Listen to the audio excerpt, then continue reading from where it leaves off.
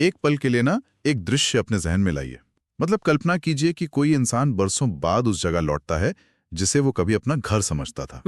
एक ऐसी जगह जहां उसकी सबसे गहरी और सबसे खूबसूरत यादें बसी हुई हैं। बिल्कुल। वो उस गली में इस उम्मीद से कदम रखता है कि शायद अतीत का कोई टुकड़ा मिल जाए। लेकिन जब वो वहां पहुंचता है ना, तो उसे अपना घर नहीं मिलता। वहां मिलती हैं सिर्फ जली हुई ईंटें, राख और धूल। एक भयानक मलबा। हाँ, एक मलबा। वो इंसान टूट जाता है, फूट फूट कर रोने लगता है।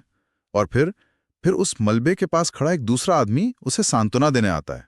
उसके कंधे पर हाथ रखकर उसे दिलासा देता है। जो कि एक बहुत ही मार्मिक दृश्य लगता है देखने में। मार्मिक तो लगता है, लेकिन सबसे खौफनाक बात यह है कि दिलासा देने वाला वो आदमी ही असल में उसके पूरे परिवार का कातिल है।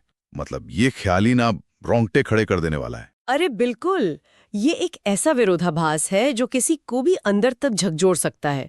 मतलब कातिल का हाथ जब हमदर्दी बनकर पीड़ित के कंधे पर आता है ना, तो वो महज एक दृश्य नहीं रह जाता।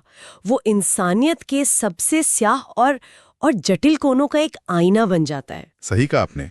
और आज की इस गहन चर्चा में हमारा मिशन सिर्फ किसी एक ऐतिहासिक त्रासदी पर बात करना नहीं है।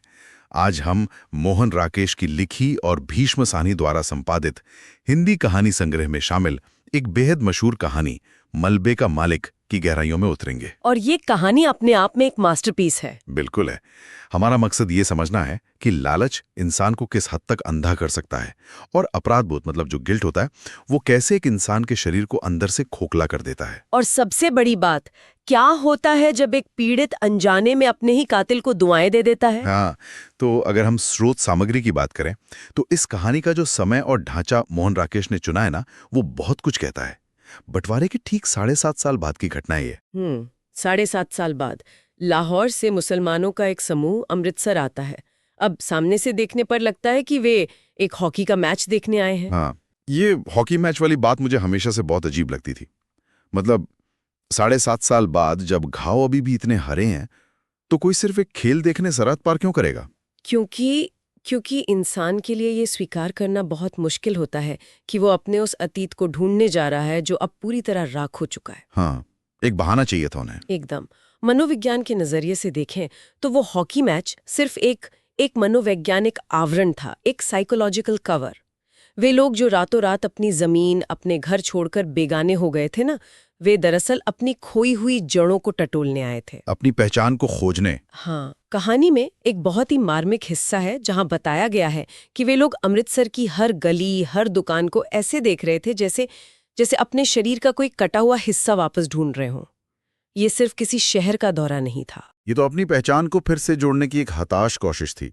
और इसी हताशा और पुरानी यादों के भंवर में कहानी हमें अमृतसर के एक खास इलाके की ओर ले जाती है, बाजारे बांसा। जो कभी बहुत गुलजार हुआ करता था। हाँ, बंटवारे से पहले ये गरीब मुसलमानों की एक बहुत ही जीवंत और घनी बस्ती हुआ करती थी। लेकिन अब ये पूरी तरह से एक वीरान जला हुआ खंडर बन चुका है। इसी बाजार बांसा की एक राख भरी गली में कहानी का मुख्य पात्र आता है, बूढ़ा अब्दुल गनी, जो 7.5 साल पहले अपना सब कुछ यहीं छोड़कर पाकिस्तान चला गया था। बिल्कुल। और जब गनी उस गली में कदम रखता है ना, तो उसकी उम्मीदें और यथार्थ आपस में बहुत बुरी तरह टकराते हैं। वो अपने बेटे चिरागदीन, अपनी बहू जुबैदा और पोतियों के घर को खोज रहा है। लेकिन वहां घर जैसी कोई चीज बची है नहीं है, सिर्फ एक मलबा है। हाँ, मलबा। और जब उसकी मुलाकात अपने पुराने परिचित मनोरी से होती है और मनोरी उसे इशारा करके बताता है कि वो जो सामने मलबा पड़ा है ना, वही उसके बेटे चिराग का घर था, तो गनी पूरी तरह टूट जाता है। वो उस मलबे की जली हुई चौखट को पकड़कर बच्चों की तरह फूट फूट कर रोने लगता है। ये हिस्सा ना मुझे बहुत उलझन में डाल देता है। मतलब अगर हम इस पर गहराई से सोचें, जब किसी इंसान को ये अच्छी तरह पता है कि उस जगह पर सिर्फ मौत, दर्द और तबाही ही हुई है, तो वो वापस लौटकर आता ही क्यों है? ये एक बहुत ही वाजिब सवाल है। मतलब ये तो बिल्कुल ऐसा है ना जैसे जैसे मान लीजिए बचपन में कुछ प्यारी चीजें एक टाइम कैप्सूल में डालकर जमीन में गाड़ दी हों। सालों बाद उसे इस उम्मीद में खोद कर निकालते हैं कि उसमें वो पुरानी खुशी मिलेगी, लेकिन ढक्कन खोलते ही पता चलता है कि अंदर सिर्फ राख और हड्डियां हैं। बाप रे, ये तो बहुत ही डरावनी तुलना है, लेकिन सटीक है। है ना? जब इंसान जानता है कि अंदर राखी मिलने वाली है, तो वो उस राख को कुरेदने क्यों आता है? देखिए, ये इंसानी दिमाग की एक बहुत ही क्या कहते हैं उसे, बहुत ही जटिल बनावट है। मनोविज्ञान में एक सिद्धांत है क्लोजर का।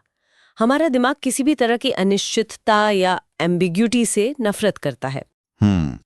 मतलब सवालों के लटकते रहने से परेशानी होती है। बिल्कुल। जब गनी लाहौर में था तो उसके मन में एक अनिश्चितता रही होगी कि क्या घर का कोई हिस्सा बचा होगा, क्या चिराग की कोई निशानी बची होगी। ये जो क्या और शायद की स्थिति होती है ना, ये इंसान को अंदर ही अंदर खाती रहती है। मतलब दिमाग एक भयानक सच को बर्दाश्त कर सकता है, लेकिन लटकते हुए सवालों को नहीं। एकदम सही। गनी के लिए वो मलबा सिर्फ ईंट और पत्थर का ढेर नहीं है, वो उसकी रुकी हुई जिंदगी का एक एक फुल स्टॉप है। जब तक वो अपनी आंखों से उस मलबे को नहीं देख लेता, तब तक उसका दिमागी शोक, जिसे हम मॉर्निंग कहते हैं, वो पूरा नहीं हो सकता। वो राख इंसान को दर्द तो देती है, लेकिन वो एक यथार्थ भी देती है कि बस अब यहीं से आगे बढ़ना है। हाँ, सच्चाई से सामना होना जरूरी होता है। ये बात समझ में आती है, लेकिन जो सच्चाई उस मलबे के नीचे दबी है ना, वो गनी की कल्पना से भी बहुत बहुत ज्यादा भयानक है। और यहीं से मोहन राकेश की ये कहानी एक बहुत ही खौफनाक मोड़ ले लेती है। हाँ, जब असलियत सामने आने लगती है। बिल्कुल। जब गनी गली में रो रहा होता है तो मोहल्ले की औरतों के बीच कानाफूसी शुरू हो जाती है कि चिराग दीन का बाप आ गया है। अब जो कोई भी इस चर्चा को सुन रहा है वो शायद सोचेगा कि ये बंटवारे के समय हुए एक आम धार्मिक दंगे की कहानी होगी, जहां अंधी भीड़ ने घर जला दिया होगा। लेकिन सच तो कुछ और ही है ना। हाँ बिल्कुल। वो कोई अंधा दंगा नहीं था, वो एक बहुत ही ठंडे दिमाग से की गई हत्या थी। मोहल्ले वालों को उस दिन का पूरा खूनी इतिहास पता है। कहानी में ये स्पष्ट रूप से सामने आता है कि रखे पहलवान नाम के एक आदमी ने जानबूझकर चिराग दीन को उसके घर से बाहर खींचकर मारा था। और चिराग रहम की भीख मांगता रहा था। हाँ, उसकी पत्नी जुबैदा चिल्लाती रही कि तुम पाकिस्तान भेज दो हमें, हमारा मकान ले लो, लेकिन रखे ने उसकी छाती पर चढ़कर उसकी जान ले ली। और यही वो बिंदु है जो इस कहानी को एक साधारण बंटवारे की कहानी से अलग कर देता है। मुझे ये बात बहुत हैरान करती है कि ये नफरत का या विचारधारा का मामला था ही नहीं। बिल्कुल नहीं, ये तो लालच था। हाँ, ये तो सीधा सीधा एक प्रॉपर्टी क्राइम था जिसका फायदा दंगे की आड़ में उठाया गया। रखे पहलवान मुझे किसी शिकारी गिद्ध की तरह लगता है, एक स्कैवेंजर। जैसे जंगल में जब कोई बड़ी त्रासदी होती है तो गिद्ध उसका फायदा उठाकर अपना पेट भरते हैं। हाँ, उसने उस त्रासदी को एक अवसर बना लिया। बिल्कुल। रखे ने उस पूरे मजहबी फसाद को एक रियल एस्टेट के मौके के तौर पर देखा। ये शुद्ध रूप से फायदा उठाने की नीयत थी। और यही दिखाता है कि इंसान का लालच किसी भी विचारधारा से ज्यादा खतरनाक हो सकता है।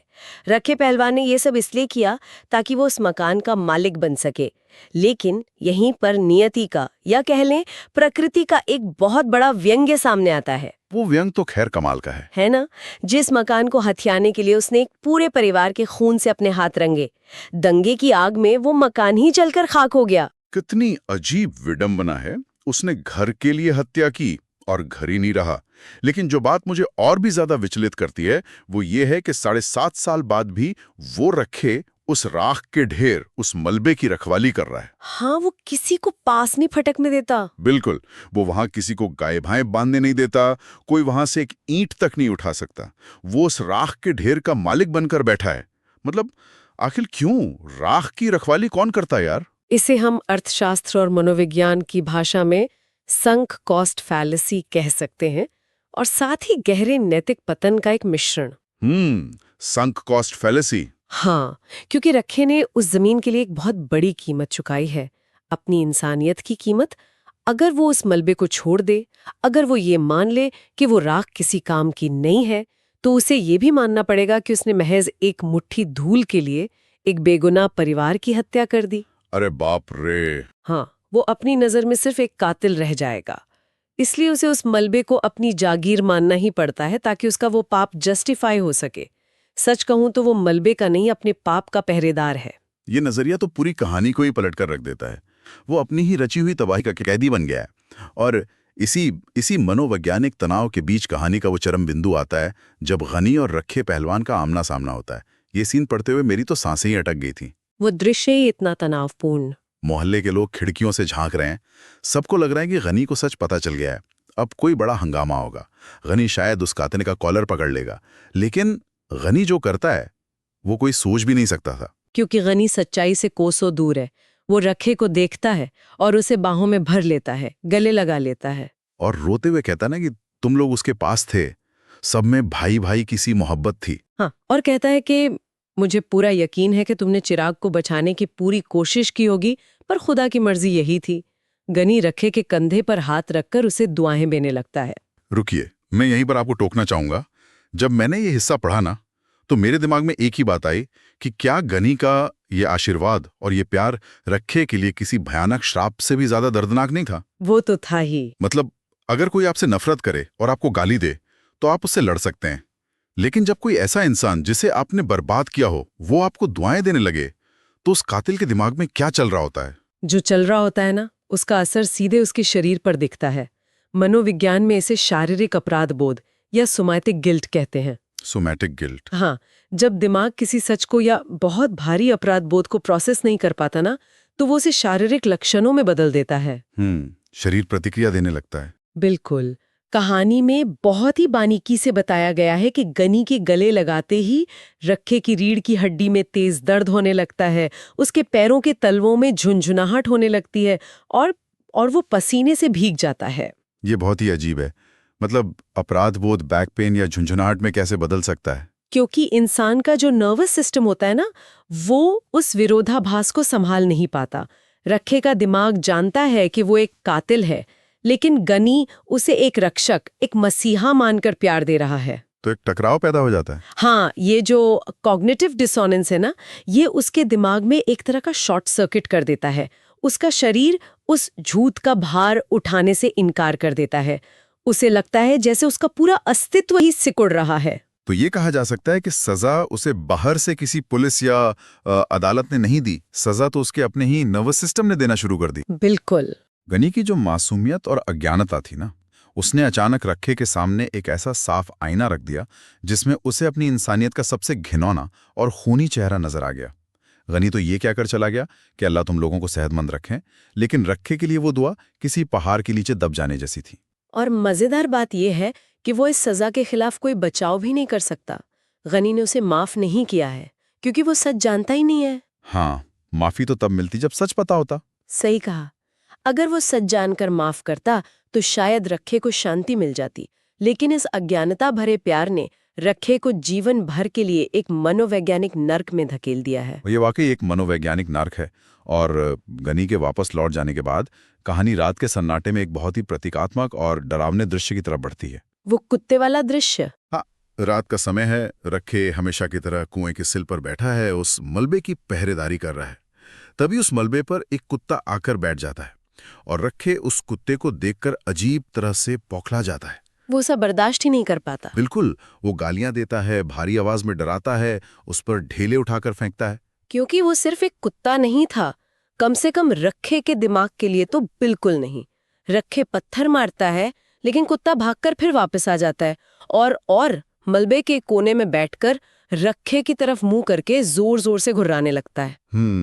वो डटकर खड़ा रहता है। हाँ, रखे उसे खदेड़ने की कितनी भी कोशिश करे, कुत्ता वहीं डटा रहता है और उसकी घुर्राहट रात के सन्नाटे में गूंजती रहती है। ये पूरा दृश्य ना मुझे मशहूर अमेरिकी लेखक एडगर एलन पो की कहानी द टेल टेल हार्ट की याद दिलाता है। अरे हाँ, वो धड़कन वाली कहानी। बिल्कुल।